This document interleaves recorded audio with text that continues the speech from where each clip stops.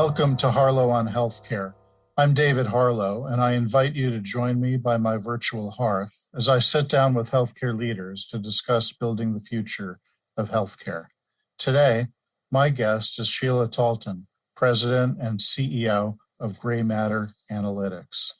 Sheila is an innovative leader and big data strategist with over 30 years of experience helping organizations increase value, build successful businesses within larger companies, and expand into emerging markets. Her experience in governance extends to corporate, civic, and not-for-profit sectors as a board member and advisor. Sheila's built significant businesses both within large enterprise and as independent startups, as well as new markets for companies moving into emerging countries. Welcome, Sheila, and thank you for joining us. Thank you for having me. So, Sheila, to kick things off, I'd like to ask you to tell us about what Gray Matter Analytics does and a little bit about your journey from organizations like Cisco Systems and EDS and Ernst & Young to Gray Matter Analytics. Great, thank you. Well, first of all, let me talk about my journey, and then I'll give an overview of Gray Matter. Great. I've been in technology for, as you mentioned, over 30 plus years. I've touched all of it, both on the hardware side, system software, application software, as well as consulting services. My last corporate job, as you mentioned, was Cisco Systems, where between Cisco and EDS, I had gained extensive international experience. I've had in my career responsibility in countries that are roughly about 40 different ones. Spent a lot of time building businesses on behalf of Cisco in China and in South America. Roughly 8 years ago, I decided I got bit by the data bug because early in my career, I had been with a system software company that built the early iterations of relational databases, which is the foundation for big data, although the technology is much better today. I basically packed up from California, came back to Chicago, and launched Gray Matter Analytics. The impetus for that was I looked at industries that had underinvested in technology, but needed data to be able to operate both from growth as well as operational efficiency. So I landed on healthcare. In my previous roles, I had all verticals from industries reporting to me, but I had a healthcare leader, in fact, at Ernst & Young and also at Cisco Systems and EDS. But healthcare, as I said, has underinvested, and clearly with risk being shifted from the payer to the provider and using measures and metrics to judge quality, that is a great opportunity for data. So Gray Matter Analytics provides value-based care SaaS solution that supports healthcare providers and payers around monitoring and managing performance using measures and metrics that's in our platform. Our solution comprises of 3 components. We have a data platform that just supports our data algorithms, and we have consulting services that we provide to our clients to help them understand what the data is telling them and what the next best actions would be in order for them to course correct relative to improving quality and cost of care. And so is this available in the wild, in the marketplace? Yes. And what sorts of customers do you have? What sorts of implementations Our are out there? customers are the blue plans, some of the blue plans, mid-tier health systems, and managed care organizations. Mm-hmm.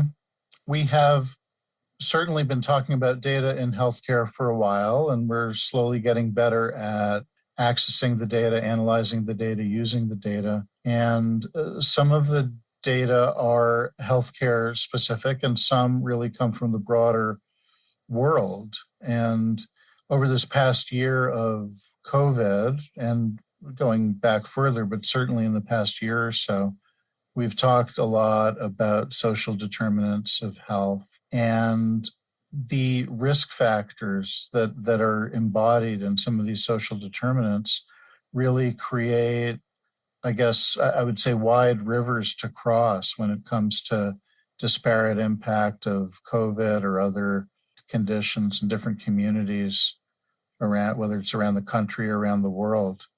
And I guess my question to you is, how do you see these broad factors or determinants influencing health and healthcare? Well, a lot of people don't realize it, but social determinants of health actually predict roughly 75 to 80% of an individual's health care. Clearly, if you have patients that are living in food deserts, who don't have access to their medications, who don't have access to where they can exercise, all of these things are social determinants of health and can impact a individual's health as it relates to recovering from chronic diseases and or the potential of having a chronic disease. So social determinants of health is really important, as well as behavioral health. A lot of times when clinicians look at taking care of their patients, they look at the physical ailments and sometimes do not treat and or recognize the behavioral ailments that a patient may have. Right, and many of those have been thrown into sharper relief over this past COVID year as well. That's exactly right. Really sort of the lack of attention or the previously unmet needs and exacerbated needs over the past year really have come to the fore. So you make a good point that the vast majority of health outcomes are influenced not by health care services, but by social determinants. That's right.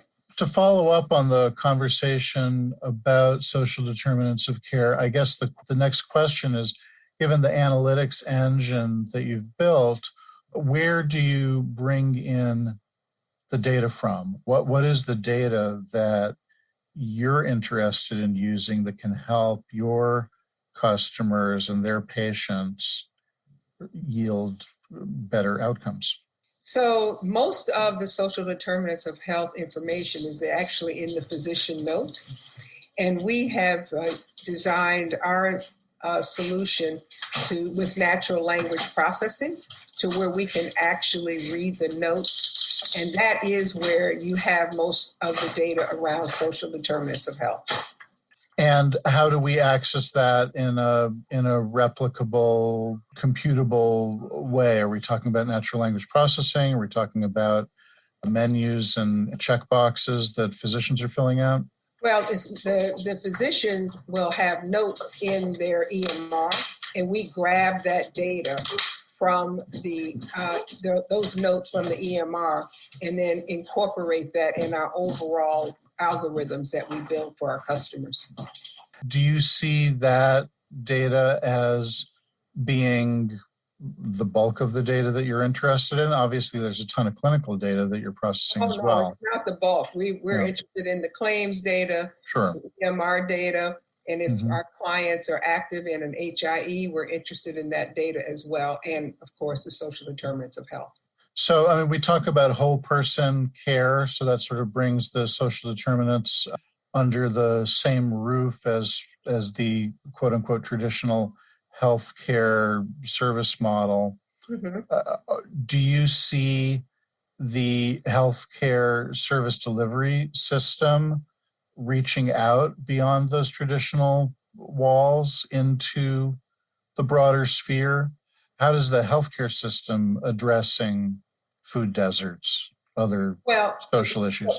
So one of the things that care managers in health providers are doing when they have access to the social determinants of health, they are actually reaching out to those patients that are high risk or potentially have drug adherence challenges. So the data is very valuable to the care managers because the objective is obviously to keep patients healthy and making sure that if they're taking medication, that they have access to the medication, as well as being able to adhere to a diet that might have been prescribed by the physician. Right. I'm in the Boston area. I'm thinking of a program that was in one of the Boston hospitals where someone was actually writing, quote unquote, prescriptions for healthy food, for housing supports, for other things that are required. Do you see your customer healthcare organizations more integrated with these services outside the four walls, or simply making referrals? Well, they're not, but many of them recognize it. So when you think about some of the community organizations that provide other services to patients that might have food challenges or medication challenges, unfortunately, it's difficult for those organizations to share data with the health providers. And that what comes to mind to me are what's called the FQHCs, which are organizations that are more community health. But unfortunately, they have challenges as far as all the different EMR systems that they use and don't necessarily have a way to integrate data with some of the other providers that might be treating that patient. Right. And I mean, it varies by market, but in some markets, some of the academic medical centers have partnered with community health centers in order to bring them onto their EMR system and sort of being able to treat them in a way as a community primary care site as part of the broader network. But that's unevenly implemented, of course. Yeah. That lack of integration is a key part of the problem. We don't know what we don't know. That's right. Or to a certain extent, we know that what we don't know, and there's a lot that we don't know. And are there intermediate steps that we can take as a system to get better information out of those partners outside the four walls of the hospital? Yeah, so the steps are, as I mentioned, health information exchanges is one option. But you also need the ability to integrate and aggregate data from multiple systems inside the four walls as well as outside the four walls. And that's really tough to do right now because it takes a large investment. So one of the things that we feel that we do provide as not a total solution, but a stopgap is the ability to have the natural language processing as well as information for care managers to be able to integrate and aggregate data from multiple sources as they look to reach out to their various constituents and patients. Sure. If you're just tuning in, this is Harlow on Healthcare, coming to you on Healthcare Now Radio. I'm David Harlow, and my guest today is Sheila Talton, President and CEO of Gray Matter Analytics. Sheila, the future of healthcare analytics may be said to require great flexibility. And I'm wondering how your system flexes, or how do you see the opportunity to flex to accommodate different kinds of data? How do you pull this all together and yield meaningful information, whether for clinicians or for case managers? So we're native cloud. We have an architecture that's very flexible, as well as our standard data sets that we have built. So we are able to take multiple sources of data and integrate it and aggregate it much cheaper and faster than what you would do in your traditional data warehouse structures. Both speed and cost is a big advantage for us.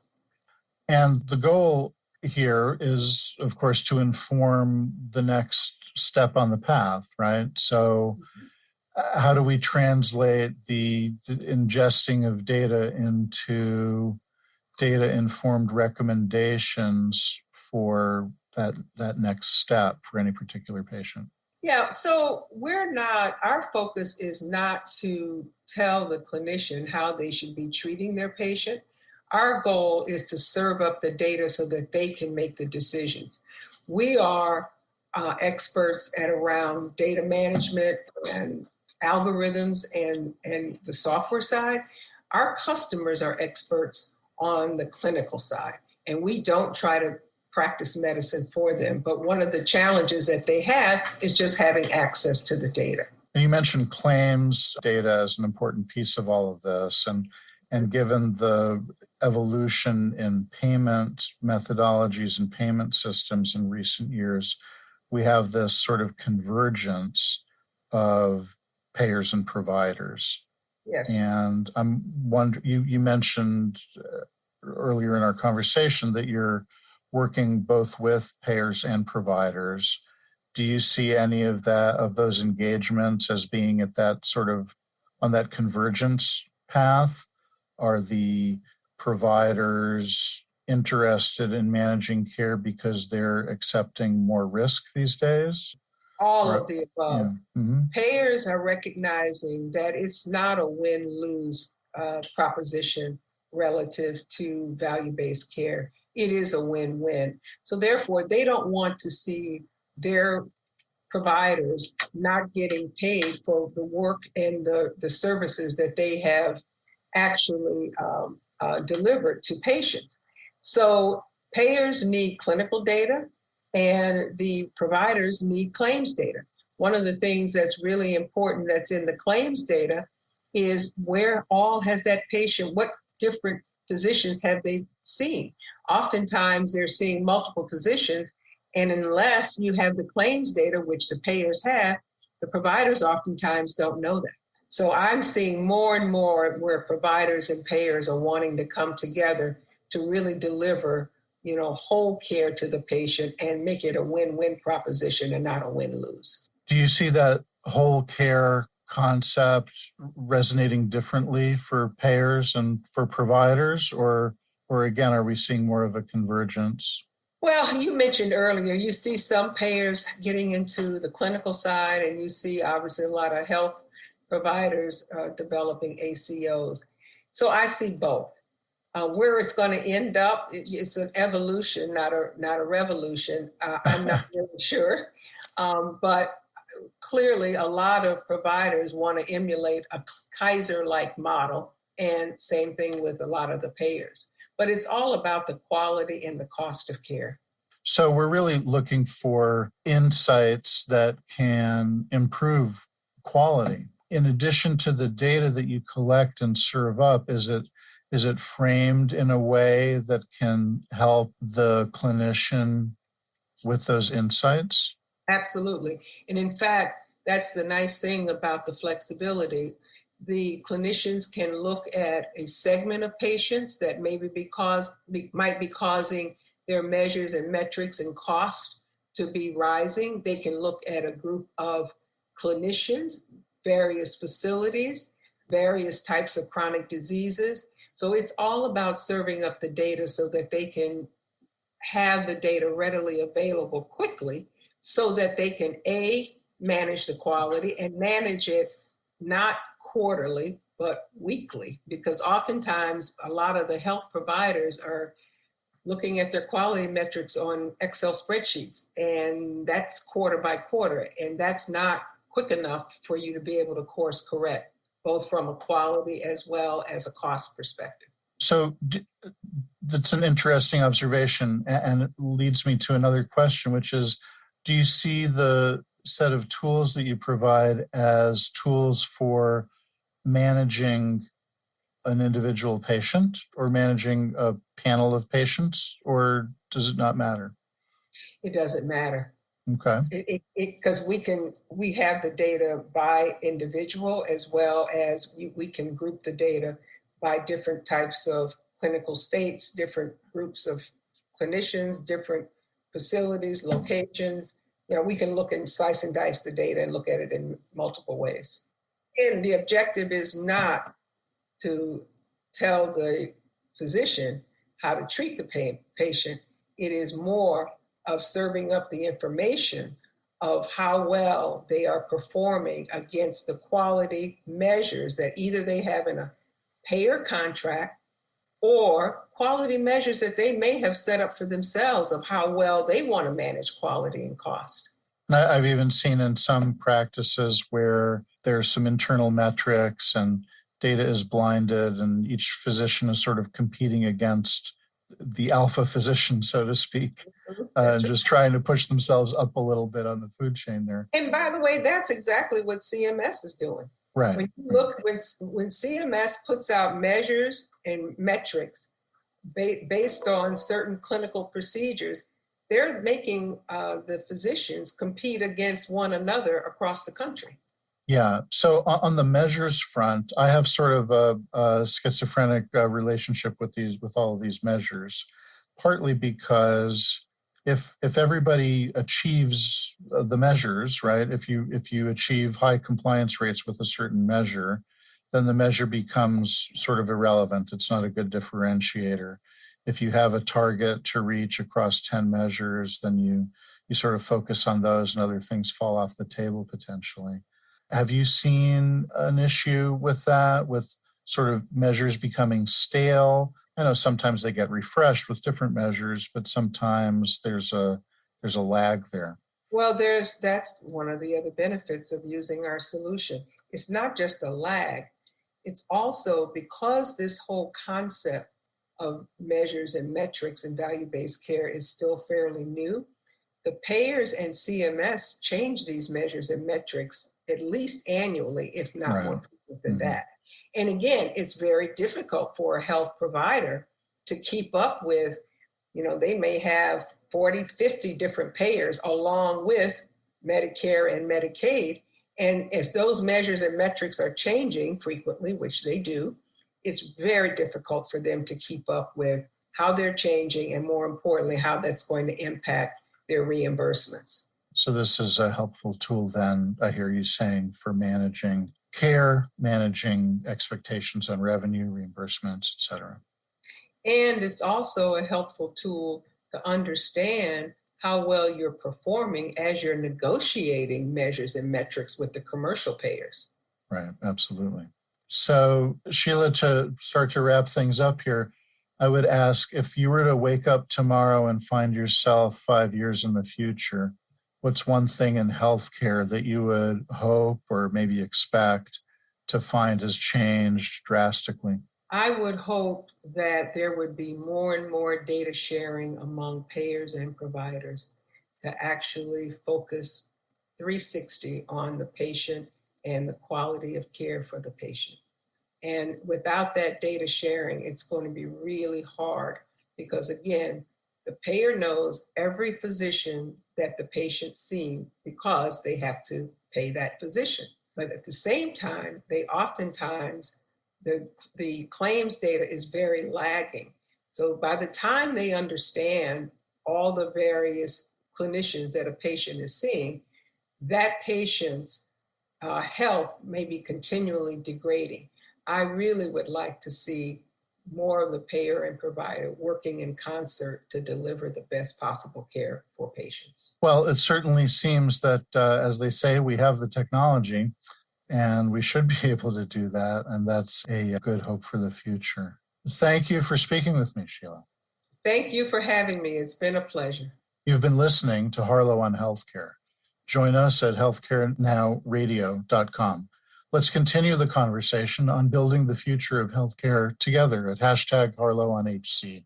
I'm David Harlow, keeping the fire going and holding a seat open for you. Until next time.